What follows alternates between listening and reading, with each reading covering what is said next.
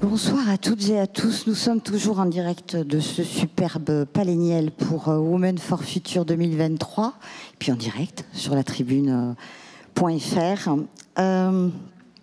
Les femmes engagées dans les métiers d'aujourd'hui et de demain, c'est le thème de cette table ronde. Les grandes transformations économiques et l'évolution constante du monde du travail font émerger de nouveaux enjeux. Ces enjeux sont multiples. D'un côté, on a des entreprises qui cherchent, parfois désespérément, à recruter de nouvelles ressources, des forces vives, capables de relever tous les défis qui nous attendent. Et puis de l'autre, on a des femmes qui veulent trouver leur place dans des secteurs que l'on considère encore, malheureusement, aujourd'hui, comme masculins.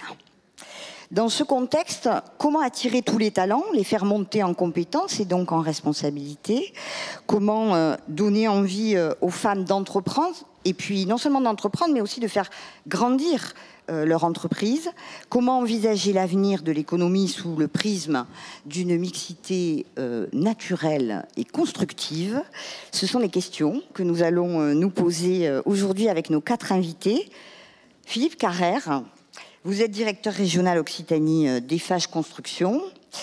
Maguelone Pontier, vous êtes directrice générale du Grand Marché Mines Toulouse-Occitanie. Fanny Ruin, vous êtes vice-présidente de CCI France et présidente de la CCI Amiens Picardie. Et puis avec nous, je l'espère, à distance, nous avons Nicole Ingérant. Est-ce qu'elle est là, Nicole ? Elle est là, on va la présenter quand même, on va attendre qu'elle arrive. Vous êtes présidente du cabinet de recrutement Coming Blue. Allez, on va démarrer en attendant Nicole. Juste un petit préalable avant de commencer cette table ronde. Oh, ben parfait, elle est là, Nicole. Super. Je veux vous dire simplement... Pardon ? Ah oui, Cara, j'ai présenté Philippe Carrère. Mais ça fait rien, ça fait rien. Tu suis pas, tu suis pas, on va pas en faire... Allez, juste, avant de commencer... Non, mais elle est là, elle contrôle, c'est bien. C'est très bien. Je l'aurais dit, hein, s'il m'avait oublié. Ouais, je crois qu'il me l'aurait dit, ouais. Donc, je vous disais donc... Oh là là, vous me perdez là. Donc, je vous disais donc, avant de commencer cette table ronde, je voulais vous parler de quelqu'un qui aurait dû être là avec nous. Aujourd'hui, il s'agit de Goretti Ferreira, qui est fondatrice et dirigeante de l'Agence pour l'entrepreneuriat féminin, qui mène aujourd'hui un lourd combat aux côtés de sa fille atteinte d'une très grave maladie. Elle m'a envoyé un petit mot pour s'excuser, évidemment, de ne pas être avec nous. Et puis, elle avait envie que je vous lise ce petit mot qu'elle m'a fait hier soir. Je lui ai dit évidemment. Et donc, si vous le permettez, je vous le lis. Bonjour à toutes et à tous. Je me faisais une joie de partager avec vous mon regard, mes convictions et surtout mes actions quotidiennes liées au plan d'égalité professionnelle, à la place des femmes dans l'entreprise. Ces actions concrètes qui m'animent chaque jour à travers l'entreprise que je porte depuis bientôt 10 ans. Mais ma place aujourd'hui est auprès de ma fille. C'est un autre rôle, un autre combat que je mène de front et en parallèle, comme de nombreuses femmes mères, aidantes, dirigeantes, chefs d'entreprise, et qui m'inspire ce message que je souhaitais vous partager. Mesdames, nous n'avons pas à renoncer. Nous pouvons être tout, femmes, mères et hautes dirigeantes. Oui, nous en avons grandement les compétences et les capacités. Une réalité qui demande exclusivement un changement de paradigme, celui que nous portons ensemble et que vous avez alimenté brillamment tout au long de ces très bels événements.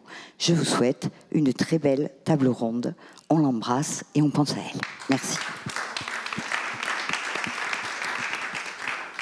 Allez, on démarre avec vous. Honneur aux hommes.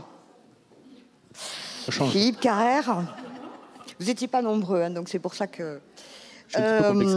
Philippe, je parlais en introduction de ces secteurs et de ces métiers qu'on appelle encore masculins.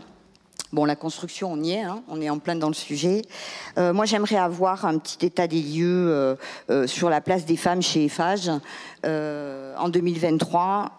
Dites-nous où est-ce qu'on en est. Oui, les femmes chez FH sont très très importantes, mais malheureusement pas assez présentes dans nos COMEX.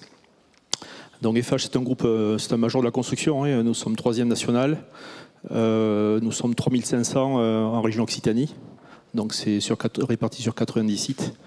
Donc c'est quand même une grosse structure avec beaucoup de personnel.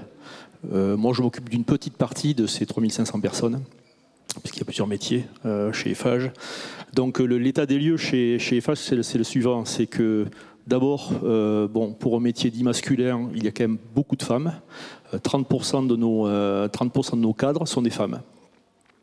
Donc c'est plutôt important, hein, pour un métier, c'est plutôt encourageant. Il y a encore un petit peu de travail, mais 30% des cadres sont des femmes. Il n'y a plus de sujet sur l'égalité salariale depuis quelques années. Il y en a eu. On a rattrapé le chemin et on a refait le chemin. Et puis donc il n'y a plus de sujet d'égalité salariale. Il n'y a pas de sujet de discrimination au niveau des recrutements. Depuis 2 ans, nous recrutons en règle générale 50% de cadres qui rentrent chez nous sont des femmes. Donc c'est plutôt bien, c'est des bons signaux. Par contre, le problème c'est là, c'est ce qui a été dit sur les dernières tables rondes, c'est qu'aujourd'hui les femmes ne sont pas présentes dans nos COMEX. On n'est pas bons, nous les hommes. Donc on a mis en place un certain nombre de mesures. Avant de vous parler de ces mesures, je voudrais rappeler une chose très importante. Qu'on soit un homme ou une femme, dans le métier professionnel, une carrière se fait toujours à 2. On a toujours une personne qui croit en nous et qui nous met au devant de la scène, qui nous inspire, qui nous aspire. Et c'est ce que nous essayons de faire depuis quelques années chez Eiffage, c'est de promouvoir cet état d'esprit et de mettre les femmes au devant. Il y a encore beaucoup de travail, mais on a mené quelques actions que je vais vous énumérer. Bon, d'abord, on va à la source, hein, c'est dans les écoles, c'est clair. Moi, je suis un jeune diplôme d'ingénieur. On était dans la promo en 91, il devait y avoir 12% de femmes. Toutes ces femmes étaient au top niveau du classement de la promotion, et ces femmes on ne les retrouve pas après derrière dans notre monde professionnel. Donc voilà, il faut comprendre. Donc on a mis en place dans ces écoles beaucoup d'interventions. On est présent dans des séminaires. Encore il y a 3 semaines, j'étais présent au week-end à Nages, c'est à côté de la Cône, où mon ancienne école, on avait réuni 80 jeunes filles ingénieurs et on les faisait phosphorer sur l'entrepreneuriat au féminin. Donc déjà, pour leur expliquer, vous êtes ingénieur, vous êtes cadre, mais c'est pas suffisant, vous pouvez aller beaucoup plus loin, quoi. Donc on commence déjà, alors qu'elles n'ont pas leur diplôme, à phosphorer sur l'entrepreneuriat. On les parraine, on embauche chaque année des ingénieurs, des jeunes ingénieurs, et donc on est ces filles ou ces garçons, du reste, parce qu'il y a aussi des garçons, parrainent une élève chaque année pour pouvoir aussi lui expliquer comment ça se passe dans le monde du travail. Et on a mis en place avec Goretti, avec qui on aurait pu en parler, on a mis en place depuis 3 ans déjà un coaching. Alors bon, au niveau il n'y a rien de malin. Notre métier est un métier masculin. Chaque fois que nous recevons, que nous engageons une femme cadre dans nos métiers, il faut l'accompagner et lui expliquer comment ça fonctionne, comment travailler au milieu de métiers masculins et d'oser dire où on en est, on me propose un poste, je suis capable de le faire, mais même si je ne coche pas toutes les cases. Et donc là, ce travail est fait depuis 3 ans. Donc c'est des promos de 7 jeunes femmes que l'on fait donner à la 6e ou 7e promotion. Et c'est très bien perçu du reste par ces femmes. Donc on est en plein dedans. Voilà. On va revenir sur les solutions, mais je voudrais vous titiller un petit peu, cher Philippe. Vous avez évoqué la gouvernance d'Eiffage, non pas d'Eiffage Occitanie, mais d'Eiffage, du groupe Eiffage. Et moi, je voudrais vous poser une question. Il y a 2 ans, figurez-vous que j'étais allée sur le site d'Eiffage pour voir où est-ce qu'on en était de la gouvernance chez Eiffage. Et il y a 2 ans, cher Philippe, il n'y avait pas de femmes dans la gouvernance. Mais quand je dis pas de femmes, c'est pas de femmes, c'est 0. Et là, figurez-vous que je suis retournée sur ce site internet, et quand même, parce que vous avez, faute avouée, à moitié pardonnée, cher Philippe, mais votre comité exécutif, je parle d'Eiffage France, 1 femme pour 6 hommes, Mais bon, il y en a une déjà, il n'y en avait pas. Et ensuite, conseil d'administration, 5 femmes pour 6 hommes. On est presque à parité. Moi, j'ai envie de vous demander, qu'est-ce qui s'est passé en 2 ans pour que tout d'un coup, les femmes émergent au sein du COMEX des Phages? Tu vas me dire, Sophie, que c'est la loi. Ok, très bien, je t'attends. Non, moi je pose la question. Je t'attendais au tournant. Il n'y a pas que ça. Il n'y a pas que ça, parce que, bon, d'abord, il faut savoir une chose chez les Phages, ça ne concerne pas que les femmes. Les Phages, c'est un groupe très particulier, puisque l'actionnariat est très recentré vers les collaborateurs. Le principal actionnaire du groupe Eiffage, ce sont les collaborateurs du groupe Eiffage. Donc on possède à peu près 25% du capital du groupe. 85% des collaborateurs sont actionnaires du groupe. C'est un cas unique dans le monde du bâtiment. Au début, en 91, du reste, c'était une reprise de l'entreprise par les salariés. Donc il y a une vraie volonté déjà d'être tourné vers les collaborateurs, vers les actionnaires. D'accord ? Donc on souffre, comme beaucoup d'entreprises, de manque de ressources. On a du mal à recruter, quel que soit le niveau, parce qu'on parle beaucoup de cadres, mais il y a aussi des agents de maîtrise. Bon, les ouvriers, on en parle moins, on en parlera peut-être tout à l'heure sur les métiers émergents, mais on a un vrai sujet de recrutement. On se prive d'un vrai vivier qui existe, mais qu'on n'exploite pas. Donc effectivement, c'est vrai, il y a les lois, il y a les quotas, etc., on l'a déjà dit, mais on réalise enfin aujourd'hui que voilà, il suffit. Nos métiers ne sont pas des métiers de sexe sexuel ou je dis sexuel, c'est pour ça. D'hommes ou de femmes. D'hommes ou de femmes. Il y a une censure, c'est ça ou, Toujours. La tribune, toujours. D'hommes ou de femmes. Nos métiers sont des métiers de compétences. Voilà. Pourquoi les coiffeuses sont des coiffeuses et les maçons sont des maçons? Avant tout, nos métiers sont des métiers de compétences. Quand on aura compris ça, ben, les choses évolueront, quoi. Et nous, on l'a compris. Bon, Rome ne s'est pas fait en 2 jours ou en 2 ans, mais ce qui est clair, c'est qu'on a, voilà, on a un déficit de ressources et on sait aujourd'hui l'exploiter. Très bien. Merci Philippe. Nicole Ingérant, vous dirigez un cabinet de recrutement, un chasseur de tête. Est-ce que vous entendez ce que vient de dire Philippe? Alors, oui. C'est un peu, disons qu'il est un peu à l'écart par rapport à mes clients. En fait, ce que je reconnais, c'est que derrière, moi, j'ai des chiffres dans l'industrie qui sont à peu près de l'ordre de 15%. Après, ce sont des industries qui sont peut-être moins bien loties que Eiffage. Par exemple, si elles sont effectivement en province, dans un coin perdu, c'est vrai que c'est pas très porteur. Et donc, en fait, mes clients, ils sont quand même sur 13, 15, 20% maximum. Et en fait, tout dépend des métiers. Vous avez des métiers effectivement très techniques où il y a beaucoup moins de femmes, et des métiers qui sont plus dans la partie informatique, etc. Où là, ça va monter beaucoup plus, on va trouver facilement des 25-30% en fait. Donc on va retrouver les chiffres d'Eiffage. Ensuite, moi ce que je remarque, c'est que déjà les recrutements c'est très humain, et en fait effectivement Eiffage a donné une partie importante à l'humain, il fait confiance, et la proximité, etc. Tout ça, ça marche, mais en fait il y a aussi dans ce recrutement, il y a aussi le fait de faire de la rétention de talent. Aujourd'hui, nous en tant que recruteurs, de cabinet de recrutement, on a une vraie angoisse, c'est est-ce que le candidat ou la candidate va aller au premier rendez-vous, et si elle est prise, si elle a fait tout le chemin, est-ce qu'elle va aller vraiment se présenter à son premier jour de poste de travail, en fait. Et moi, j'ai déjà eu des cas où les personnes ne sont pas venues. Et c'est vrai qu'aujourd'hui, c'est une tendance au niveau d'une vraie inquiétude par rapport à ça. Si je reprends un petit peu des chiffres, aujourd'hui, alors j'aime bien noter, donner mes sources. Alors c'est l'IUSF et puis Femmes Ingénieures. Je crois que vous avez eu une intervenante de Femmes Ingénieures que je salue en parallèle. En même temps.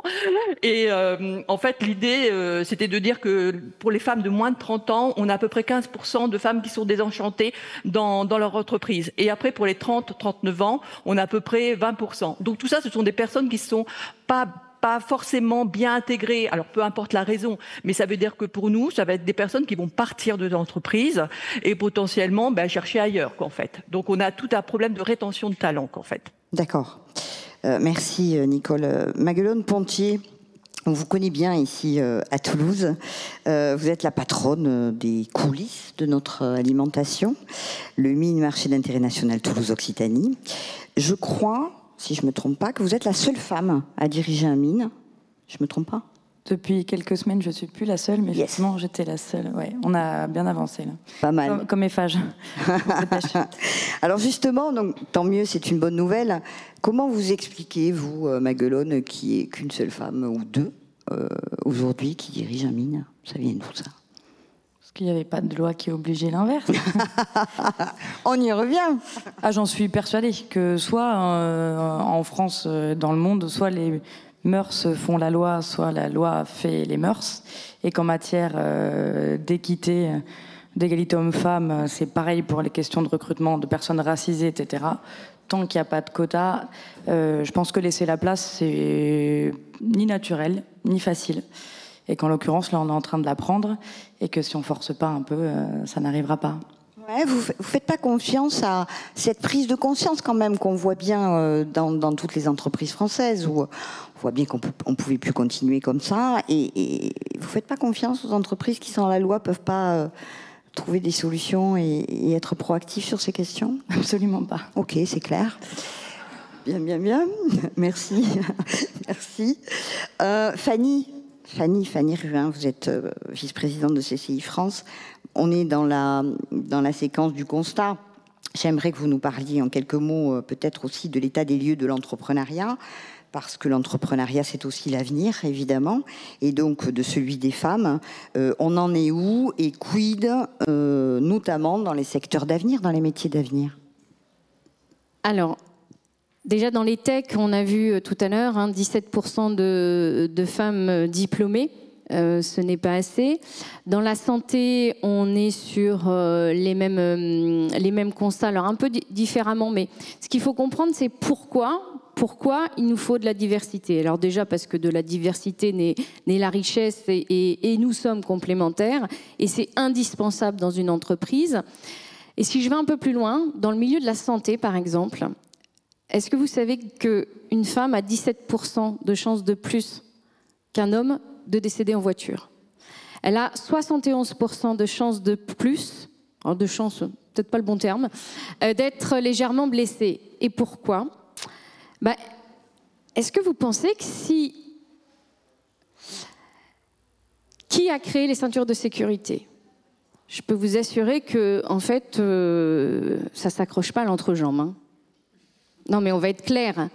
Et que donc, les ceintures de sécurité ne sont pas faites pour les femmes. Pour la première fois en 2023, une ingénieure suédoise, et c'est vrai qu'on ne pense pas à ça, mais enfin, moi je suis une femme de terrain et j'aime bien les choses concrètes. Pour la première fois, une ingénieure en 2023, une ingénieure suédoise a créé un mannequin femme pour les crash tests. Parce que jusque-là, les crash tests étaient faits avec des mannequins, avec la corpulence d'un homme. Ça paraît idiot cet exemple, mais je trouve qu'il est très parlant. Donc voilà, c'est un exemple parlant qui dit que voilà pourquoi il faut, entre autres, que les femmes investissent tous les secteurs d'activité. Pas seulement la tech, pas seulement la santé, mais tous les secteurs et que ça peut avoir des conséquences importantes. Quant à l'entrepreneuriat au féminin, nous sommes 52% de la population et ne représentons que un peu plus de 30% des femmes chefs d'entreprise. Alors moi, j'ai envie de voir ça d'un point de vue économique et donc d'un levier économique, parce qu'on a là un véritable levier et c'est le parti qu'on a pris aussi avec Alain Di Crescenzo, donc qui est un local de l'étape, qui est le président de CCI France, donc j'en suis sa première VP. Et l'idée, c'est vraiment de se dire, voilà, on a un levier ici.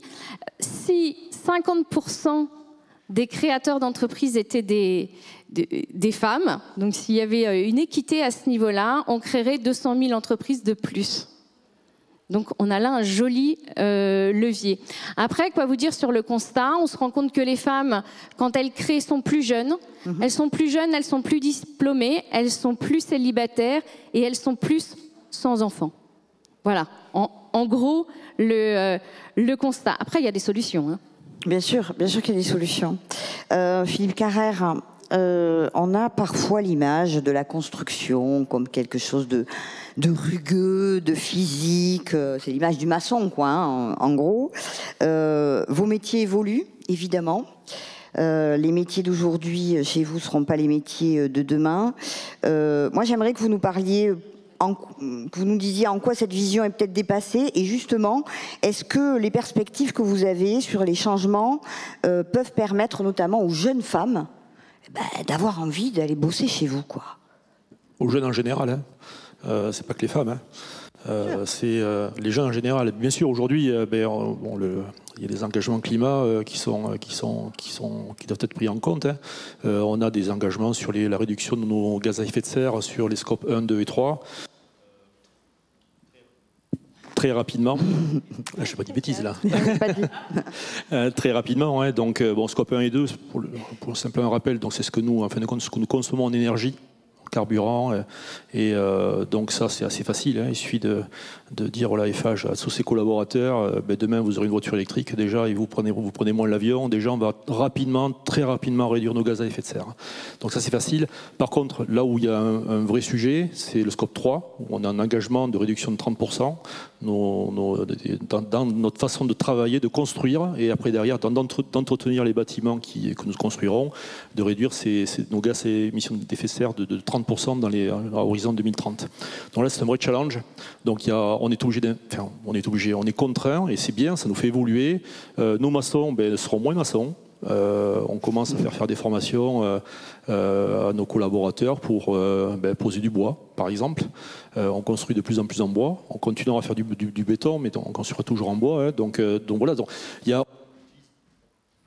de plus en plus dans nos projets, les circuits courts, tout ce qui est matériaux biosourcés. On est vraiment dans l'ingénierie de la matière, de l'écologie. On doit prendre en compte la biodiversité dans toutes les opérations aujourd'hui que l'on construit. Ça attire les jeunes, il y a un vrai sujet. Donc on n'attire pas simplement les femmes, on attire aussi les hommes. Donc c'est de la mixité, c'est de la diversité. Et aujourd'hui, si on ne répond pas à cette image d'entreprise engageante pour respecter nos enfants et nos petits-enfants qui logeront dans ces bâtiments, on se rase-bine, quoi, c'est clair, quoi. Donc on a créé depuis un an le poste de directrice de l'environnement en Occitanie. Et chaque région chez Eiffage en a une. Et aujourd'hui, il y a tellement de choses à faire qu'il faut rapidement que l'on recrute. Une jeune ingénieure aujourd'hui qui est patronne de chantier doit intégrer dans ses achats les produits biosourcés, les circuits courts, comme je le disais. Voilà, c'est une autre façon d'acheter. C'est tout très valorisant, quoi. On vient de traiter dernièrement 2 très belles opérations. Une avec la Caisse d'épargne, qui est la direction générale de la Caisse d'épargne sur le site de Maxwell à l'Ardenne. Ce qui nous a fait traiter, c'est qu'on a des critères de notre offre, c'est-à-dire on s'engage à acheter 85% de nos dépenses régionalement. On vient de traiter avec la CCI de Montpellier, la Montpellier Business School. On a un engagement BDO, donc c'est Bâtiment Durable Occitanie, un engagement BDO argent sur l'opération. Donc voilà, on s'impose des contraintes. C'était pas demandé, on s'impose des contraintes. Voilà, donc on est en plein dedans. Donc c'est plutôt, c'est une façon d'attirer les jeunes collaborateurs. Bien sûr. Maguelone, j'ai envie de vous poser un peu la même question. Vos métiers, d'abord on les connaît mal, je trouve, vos métiers. Donc peut-être nous en parler un peu plus. En quoi ils sont en train, eux aussi, d'évoluer considérablement. Et donc, en quoi ça peut ouvrir des nouvelles perspectives, y compris pour les femmes, mais pas seulement. Parce que je sais que vous êtes très attachés à la diversité et à l'inclusion de façon plus globale. Comment on peut attirer tous ces talents et comment on peut les intégrer? C'est qu'on fait partie de ces métiers qui sont peu connus ou mal connus. En gros, on est la centrale d'achat, des commerces de proximité et de la restauration collective et commerciale. Donc nous, on a 6000 professionnels sur le marché qui vont venir faire leurs courses auprès de grossistes, de producteurs, de différents acteurs pour approvisionner ensuite tous vos commerces de proximité, votre restauration d'entreprise, etc. Et je pense qu'un peu comme Eiffage, pendant très longtemps, c'est des métiers qui ont été considérés masculins. Donc on a quand même un gros travail à faire d'autocensure du genre féminin. Parce que difficulté, parce que travail de nuit, donc agression potentielle, etc. Donc on a plusieurs moyens de lever ces freins. Je pense que je suis assez d'accord avec vous, il faut être très très pragmatique dans l'approche. On le voit notamment dans ce que vous disiez tout à l'heure, les femmes qui montent des entreprises chez nous, elles sont effectivement assez célibataires et aussi très prudentes, avec souvent des montants plus faibles, voire beaucoup plus faibles que les hommes dans les prévis et dans l'endettement. Elles ont aussi un moins bon accès à l'endettement que les hommes, donc c'est peut-être ceci qui explique cela. Donc pour parer à ça, déjà je pense qu'en mettant dans les directions des femmes, on ouvre une voie quand même, on montre que c'est possible. Ensuite, on fait beaucoup, nous, de visites pour les femmes. Et effectivement, vous l'avez dit, pour toutes les personnes issues des quartiers poétiques de la ville, on travaille avec des associations de sans-abri, etc., qui travaillent aussi chez nous. Moi, 20% de ma masse salariale est éloignée de l'emploi. Donc c'est quelque chose sur lequel on travaille beaucoup. Je pense qu'il faut démontrer pour que ça fonctionne. Il faut faire pour créer ensuite des émulations. Donc on fait beaucoup de visites de femmes et de plein de publics sur le marché pour démontrer que si en fait on est une femme, il n'y a aucune... Enfin ça fait quand même, merci le droit du travail, il n'y a plus aucun problème de pénibilité. Je suppose que c'est pareil chez FH. Il n'y a aucun métier qu'une femme physiquement ne peut pas faire. Ça n'arrive plus, ça n'existe pas, ça c'est un fantasme. Il n'y a pas non plus de métier qu'une femme ne peut pas faire pour une autre raison. C'est impossible. Non, mais ça n'existe pas, ça n'existe plus. À l'époque du Fort des Halles, encore à Rungis, et encore, maintenant, ce n'est plus possible. Parce que tout est... Il y a de la manutention, etc. Enfin, voilà, tout automatisé, il n'y a plus de soucis. Après, je pense qu'on en parlait quand on a préparé, il faut aller chercher. Moi, je me suis pas mal... disputé avec certains de mes supérieurs, même si à Rungis c'est génial, nous au COMEX on est parfaitement paritaires, et moi dans mon CODIR il y a plus de femmes, et les femmes dans mon entreprise sont mieux payées, c'est une compensation fortuite face à l'histoire, mais voilà, force est de constater que c'est le cas. Je pense qu'il faut aller les chercher, on va souvent nous opposer, c'est pareil pour toute la diversité, oui mais au nom de l'universalisme, moi j'embauche le meilleur CV, etc. C'est rigolo quand même, souvent le meilleur CV c'est quand même un homme blanc de 50 ans, bon, bah, c'est marrant, statistiquement ça revient tout le temps. Je pense qu'il faut se dire, ben non, moi chef d'entreprise, j'ai envie, donc je vais chercher. C'est bizarre, je peux pas l'indiquer. Je peux pas indiquer je veux quelqu'un d'handicapé, je veux quelqu'un de noir, machin. Mais on peut aller les chercher, c'est-à-dire qu'on peut être super vigilant. On a monté parce qu'il y a une locataire qui est là. On a monté un plateau de bureaux sur le Mine. On a rentré 50 nouvelles entreprises de services, agents IMO, banques, etc. Et on a 50% de femmes chefs d'entreprise. Ça veut dire que c'est la volonté, une vraie volonté du dirigeant ou de la dirigeante? Je pense, c'est ce que disait Nicole, je crois, que dans le recrutement et dans les rencontres, il y a beaucoup d'humains. Donc si vous voulez avoir des femmes, il y en a plein des femmes compétentes. Ça, faut pas m'opposer que ça n'existe pas. C'est statistique, c'est observable, il n'y a pas de sujet. Donc ouais, il faut aller les chercher vraiment. Bien sûr.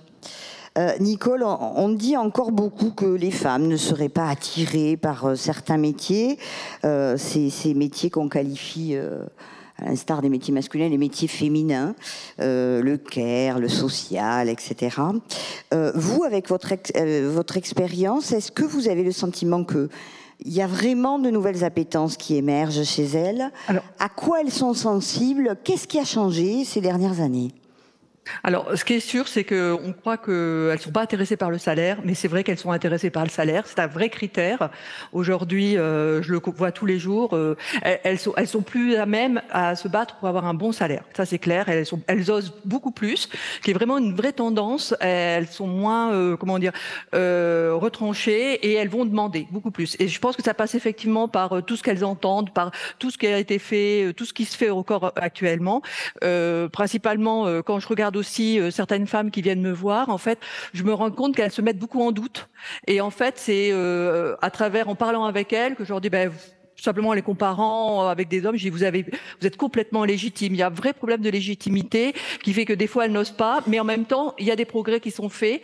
Et je pense que c'est important de leur reparler et de les mettre en confiance. Je crois que c'est une vraie... il reste toujours ce petit truc de très féminin qui est je ne suis pas la meilleure personne, etc., etc. Donc ce n'est pas pour moi ce poste. Et en fait, il faut vraiment leur parler sur ça. En fait. Bien sûr. Comment vous faites pour aller sourcer ces femmes? Alors quand vous avez des clients, des entreprises justement dans des filières très peu féminisées, comment vous faites pour aller les chercher ces femmes? C'est quoi le sourcing? Comment vous y prenez? Alors, il y a plusieurs façons de faire. Je ne vais pas tout vous dévoiler parce que c'est un peu ma recette pro. Ah non. Un peu. Oui, un peu. Ce que je fais, c'est du classique. Au lieu de passer 45 secondes par CV, ce que fait habituellement, effectivement, tous les chasseurs de tête, moi, ce que je fais, je passe un tout petit peu plus de temps. Je fais attention à comment on fait. Souvent, les femmes mettent un mot-clé, elles croient que ça suffit. Et en fait, il faut argumenter là-dessus, et en fait j'essaye de voir si elles ont une bride de quelque chose pour argumenter, parce que ça veut dire qu'elles ont vraiment travaillé là-dessus et qu'elles n'osent pas le dire parce qu'elles trouvent que finalement le mot-clé suffit, parce que derrière il y a effectivement, elles se trouvent pas très compétentes par rapport à tout ça, quoi, en fait. Et en grattant, ben, finalement elles le sont, quoi, en fait. Alors c'est vrai, c'est un peu ça peut être anecdotique parce que souvent un mot-clé ne veut sûrement pas dire grand-chose, mais des fois c'est l'accumulation de ces mots-clés par rapport à la formation, par rapport à son âge, etc., qui dit, bah, tiens, finalement, elle utilise un mot-clé qui est quand même relativement récent, et c'est quelqu'un qui est quand même un peu âgé, donc c'est quelqu'un qui se remet en condition, qui se remet qui essaye de faire des efforts, etc., et c'est peut-être une valeur qui peut être très intéressante pour justement rester dans l'entreprise. Très bien, merci. Fanny, quand on est CCI France, avec toutes les compétences et le rôle important que vous avez auprès des entreprises, comment on accompagne et puis comment on pousse les femmes, non seulement à entreprendre dans des secteurs, on en a parlé toute la journée, mais aussi à faire grandir leur entreprise, parce que je crois que le vrai problème encore, c'est pas de se lancer, mais c'est de se lancer et d'avoir confiance pour faire grandir cette entreprise. Elles sont majoritaires dans les très petites entreprises. Comment on les accompagne pour dire, allez, on y va et on devient une multinationale? Alors, déjà en étant soi-même entrepreneur, c'est plus facile. Parce qu'on sait de quoi on parle. Alors moi, je suis entrepreneur depuis 98. J'ai créé une entreprise de Goodiesella, une usine de confection et un chantier d'insertion parce que j'avais du mal à recruter. Par contre, moi, j'ai une problématique, c'est que j'ai du mal à trouver des hommes. Voilà. Chacun ses problématiques. Ensuite, en étant encore une fois dans le concret, on a créé un réseau qui s'appelle CCI au féminin. L'idée, ce n'est pas de réinventer ce qui existe, mais de prendre toutes les bonnes pratiques des territoires et de pouvoir les dupliquer, parce que ça fait gagner du temps. Le temps, c'est de l'argent. Et concrètement, ça se résume alors en 2 points. Sensibiliser.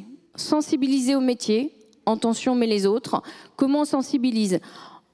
En faisant des opérations comme 100 000 entrepreneurs dans toutes les CCI de France. C'est ça l'intérêt d'avoir un réseau, c'est de pouvoir avoir cette force, cette visibilité, cette puissance.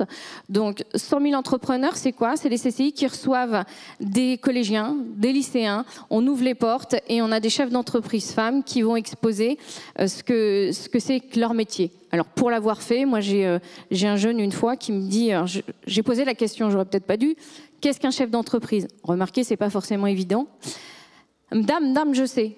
C'est un homme avec une Mercedes et un gros cigare. Voilà. Donc ça, c'était un élève de 3e, donc on a encore un petit peu de boulot. Et puis, alors moi, je viens de l'apprentissage, et c'est vrai que la transmission, pour moi, c'est quelque chose d'important. Dans la société, depuis 98, j'ai toujours eu des apprentis. Donc il y a vraiment cette sensibilisation au métier, avec donc 100 000 entrepreneurs, mais d'autres aussi. Et c'est vrai qu'au niveau des CCI, on est vraiment sur la découverte des métiers.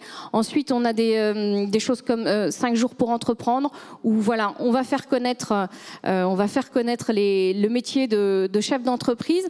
Et puis, l'accompagnement. L'accompagnement, c'est quelque chose de très important. Déjà, ce qu'il faut savoir, c'est qu'une entreprise qui est accompagnée a 25% de plus de chances d'être pérenne. Donc, c'est primordial. Donc, on a des accompagnements en pépinière et d'autres. Et puis, vous parliez, depuis le début, on parle de rôle modèle. Ça, je crois que c'est vraiment, encore une fois, indispensable. Avec CCI au féminin, on a décidé aussi d'avoir des axes qui vont être la formation, bien sûr, mais aussi le financement. Vous le disiez très, très justement. En fait, une femme va avoir moins confiance en elle, et ça fait aussi partie de l'accompagnement. Et du coup, face à un financier, elle va oser moins demander. Et ça, c'est vrai pour le chef d'entreprise qui va être finalement, elle va viser moins loin. Alors le banquier, pour lui, il sait que c'est une valeur sûre, mais il sait aussi qu'il gagnera sans doute moins d'argent parce qu'il ira peut-être moins loin. C'est vrai aussi quand on a 2 candidats. il y a eu un test qui a été fait, 2 candidats sur un même poste, vraiment compétences équivalentes, et dernier entretien, une question qui dit « mais combien vous valez en termes salarial ?» L'homme se surévalue de 25%, la femme se sous-évalue de 25%. Et qu'est-ce que ça donne aussi? C'est que finalement, le chef d'entreprise se dit, bon, lui, il abuse un peu, mais il en a sous le pied. Ah, elle ne vaut que ça. Et on a aussi, nous, un rôle à jouer sur cette histoire de confiance en soi. On en a parlé tout au long de la journée de l'imposteur. Et on a vraiment... on doit aussi travailler sur nous-mêmes. Moi, je vois, quand je pars dans de nouvelles expériences, parce que je suis un peu boulimique de plein d'aventures, mon mari, c'est avant moi que je vais y arriver. Et c'est plutôt lui qui me pousse. Et on dit souvent que derrière un homme, il y a une femme, mais l'inverse est vrai aussi. Et je pense qu'il faut qu'on ait confiance en nous et qu'on y aille. Bien sûr. Ça vous inspire quoi, ça, Philippe, ce qui vient d'être dit? Bon, puisque vous êtes un homme blanc de plus de 50 ans. Ouais, mais je fume pas le cigare, j'ai pas de Mercedes. Donc, non, enfin, déjà, on a autant de difficultés pour trouver du personnel homme ou femme. C'est pas, ce qui est clair, c'est que pour rebondir sur ce que disait aussi Madame, c'est que dans les recrutements, on a des CV féminins, on a peut-être plus de CV masculins parce que voilà, on fait des métiers où dans les écoles, il y a plus d'hommes. Mais malgré tout, on a des CV féminins. Il n'y a pas de quota, on embauche vraiment voilà, parce qu'on a envie d'embaucher la personne. J'interviens beaucoup à l'école des Mines d'Alès, c'est mon ancienne école. Honnêtement, quand je vois les femmes qui interviennent à l'oral, c'est ce que j'ai vu aujourd'hui. Elles crèvent l'écran par rapport aux mecs. Voilà, on est vraiment des benets, c'est clair. Donc moi j'y crois. Je crois vraiment que les femmes dans nos métiers techniques ont leur place. Elles nous manquent, c'est clair. Parce que d'abord, elle nous amène un petit peu de diversité. La diversité, c'est ce qui cultive une entreprise, c'est ce qui fait sa richesse, dans tous les cas.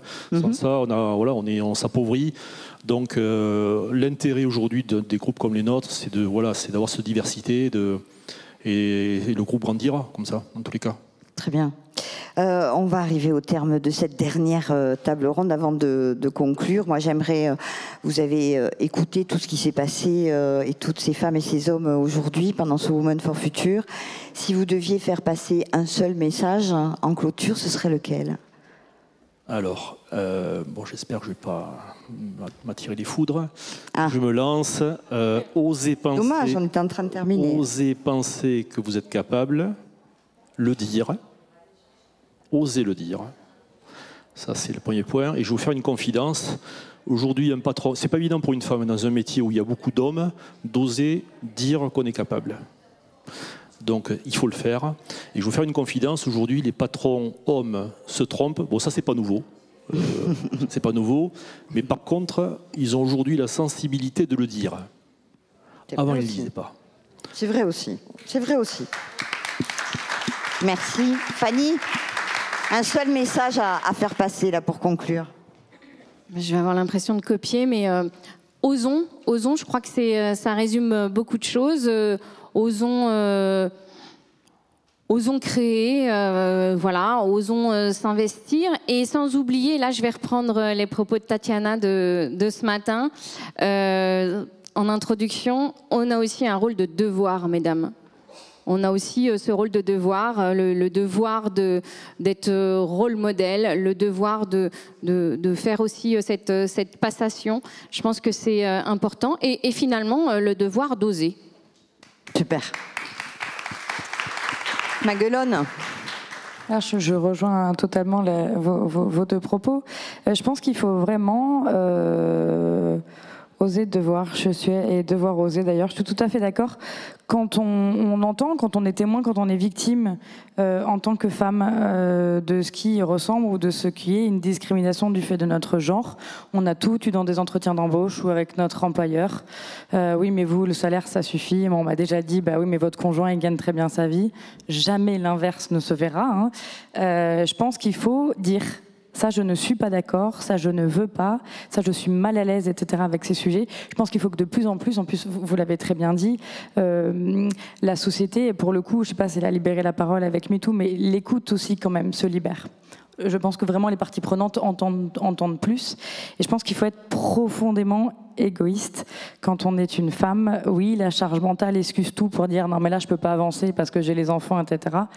Eh ben, vous avez aussi des maris et des possibilités. Je pense que quand on a envie de le faire, il faut y aller.